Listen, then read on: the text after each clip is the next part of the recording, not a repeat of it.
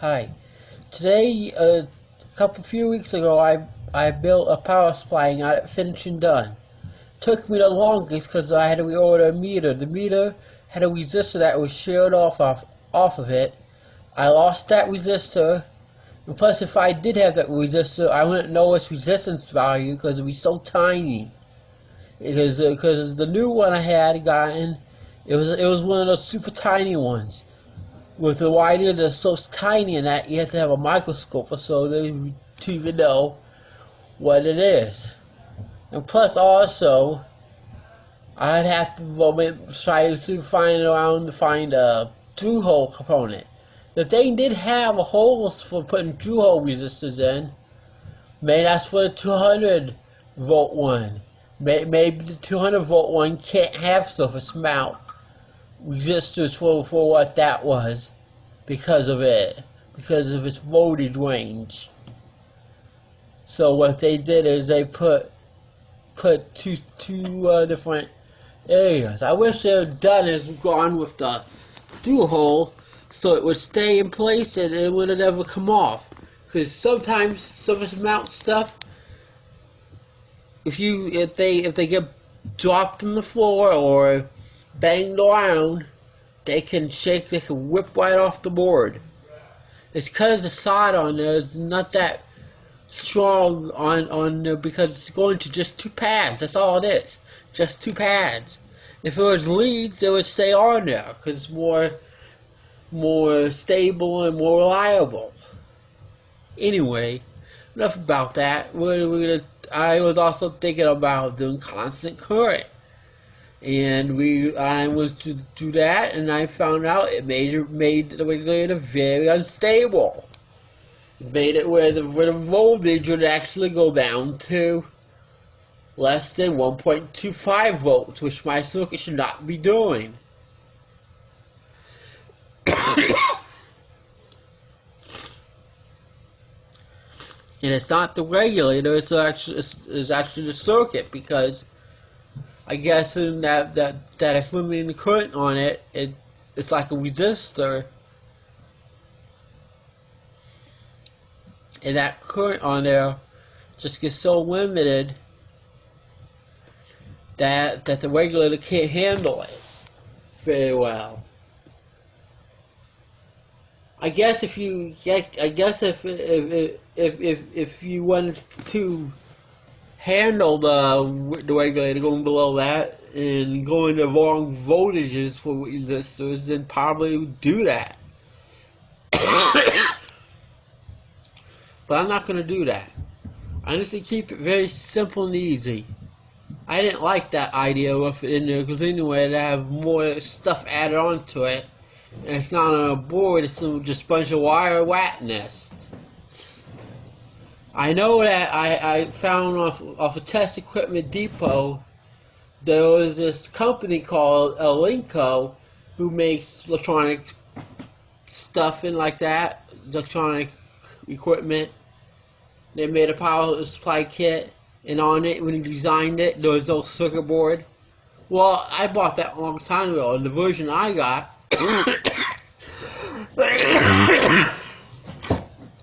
must have been newer, and it had a circuit board.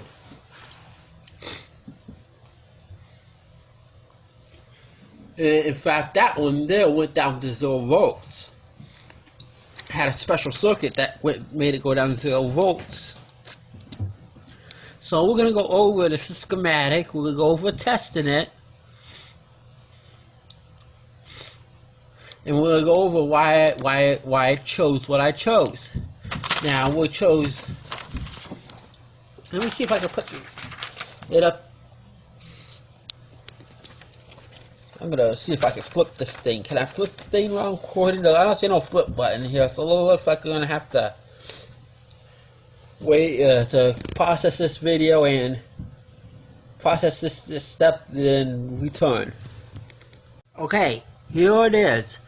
This is basically all it is.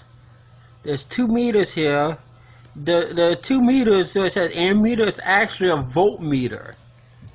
It's just using a resistor, or actually 2 resistors, to convert the current into a voltage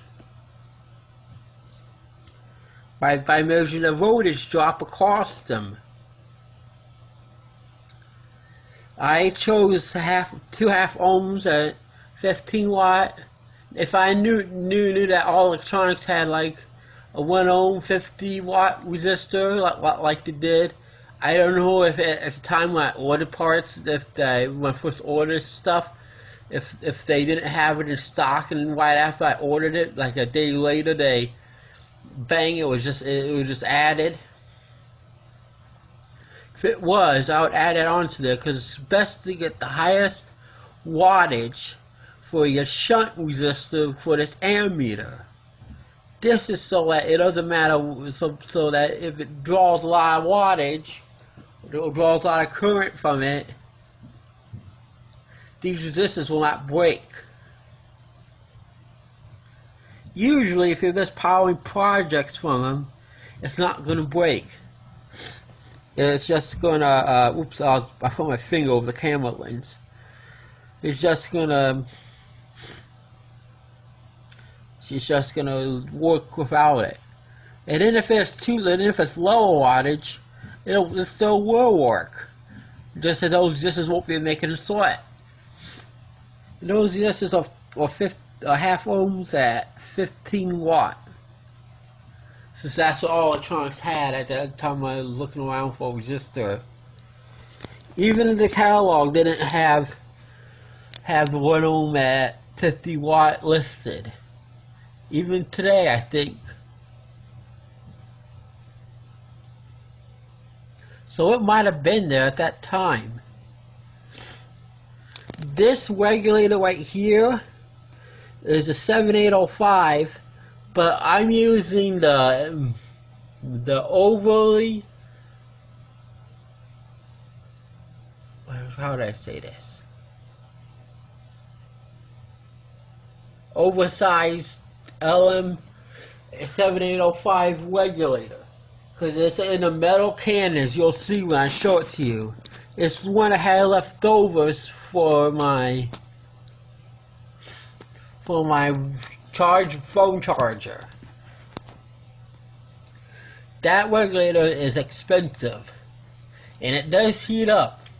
So what I recommend you to do is, for your 2 meters, is just put a separate voltage regulator, separate 5 volt fixed voltage regulator for each meter. This here will make it where it generates less heat, so it has a less chance of shutting off on you, or limiting the current, or even worse, breaking, because the current doesn't go over that. I think it goes over that because there's 2 of them together in an LED. I was going to choose the LCD ones that all electronics had, but after reading the reviews saying that they have to have an isolated power supply because you can't monitor its own voltage, it's cheaper probably to get the LCD, and it will use less power on whatever you want it off of, and off the regulator too, except the only one thing is that it can't monitor the voltage that it's running off of. The voltage cannot be mixed. It has to be floating.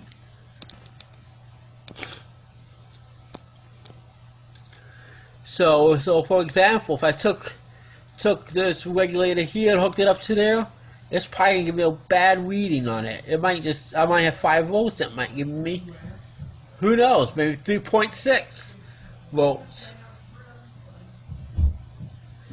And that won't do us some good, because they'll lie to us, and then it won't be able to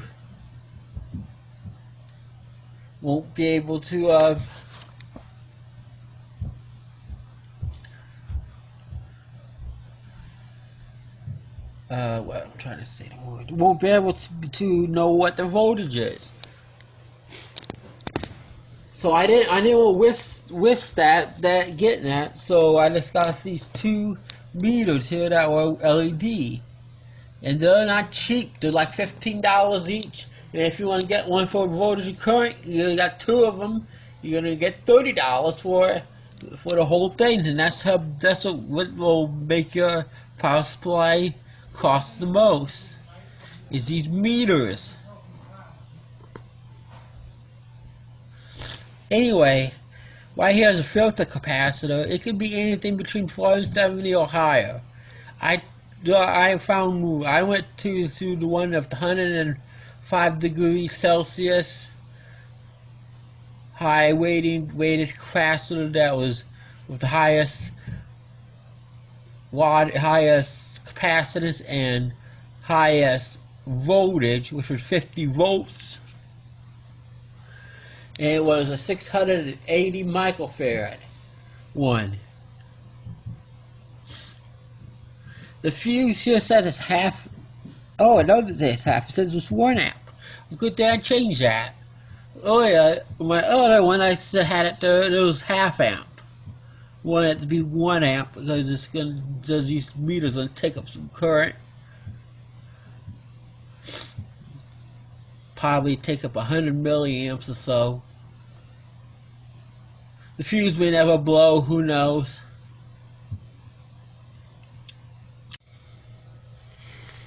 But you want to stick to 24 volts because basically with this 5K resistor there, it's going to only go up to about, well, I calculated like 23 or 24 volts.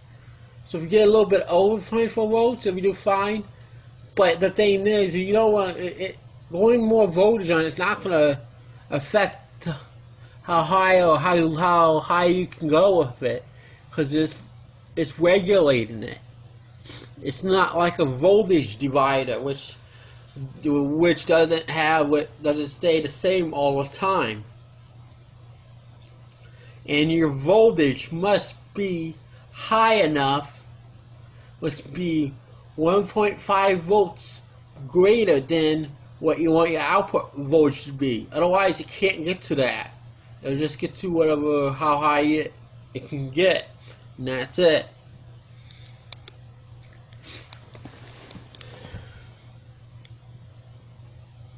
Anyway,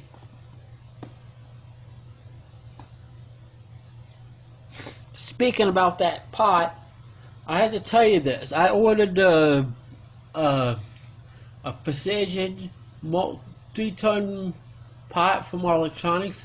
It had a good price on it for being used, because multi-ton pots that have like a knob and stuff like that, they're expensive.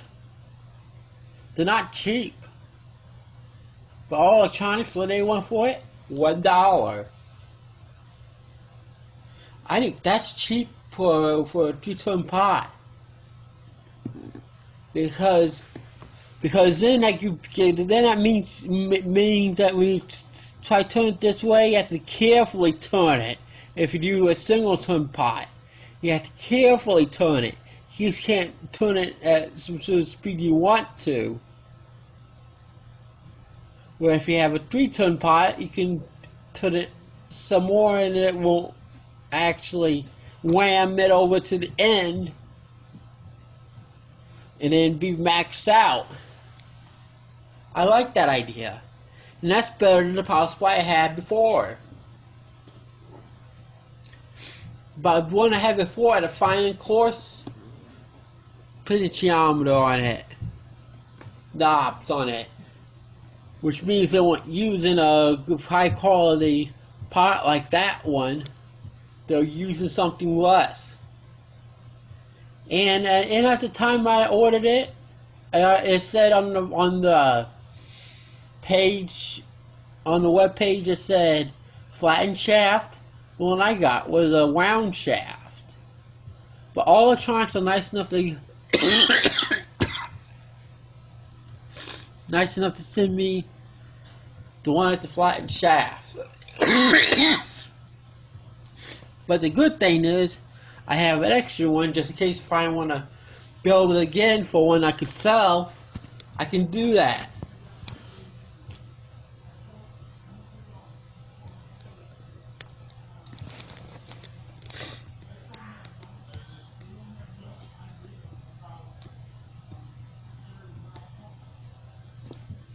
So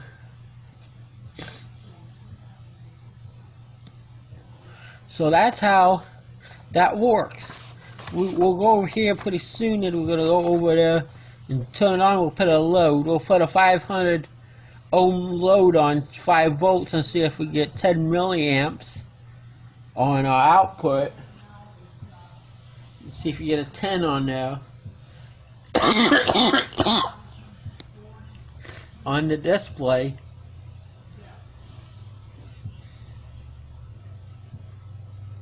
These displays here, they don't take up very much, these meters here don't take up very much current. I mean, they take up more than what LCD would. It all depends if how many segments are on. Because every time a segment's on, a few milliamps are being drawn per segment.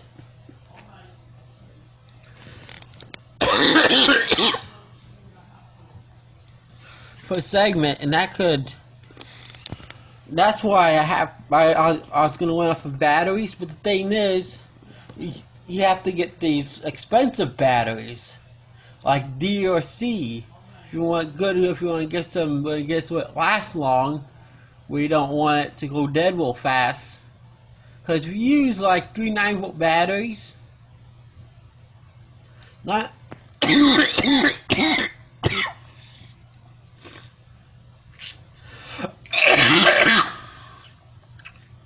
9-volt batteries have an amp hour rating of 500 milliamp hours. And I calculated a total of current that these here will be drawn, not including the regulators and resistors. The current it will draw will be like 120 milliamps. That's kind of much for having 2 displays.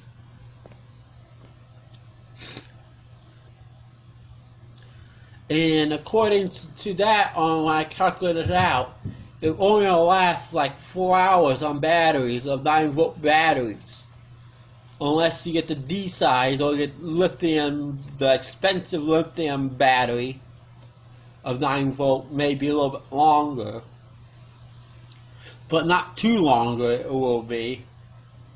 It's because 9 volts is just a cheap or a cheap alternative to get more voltage from a single battery. But the thing is, the only bad thing about that is you don't got that much current. In fact, I noticed when I run it through my 9-volt batteries, the regulator doesn't even break a sweat. I bet it's because it's not sourcing out that much current.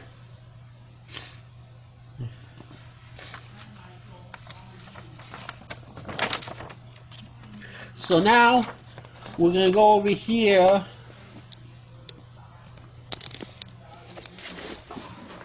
Over here, there it is. Doesn't it look nice? I wish that Jamie would have done the wood burning on it so I could. Okay, I have it hooked up to there. There's 5.01 volts going into it. It's drawing 10.4 milliamps. It has hooked up to it like a 500 ohm load, so that's like a 500 ohm resistor. If you do the Ohm's law with that, it should come out to that pretty well, because it's volts divided by amps. Volts divided by, yeah, you can do it that way, or you can do volts divided by resistance. Volts divided by amps will give you the resistance. If you want to get the amps, to do volts divided by resistance, and it gives you that. Well, that's it for now. I hope you enjoyed this video. Thanks for watching. If you like it,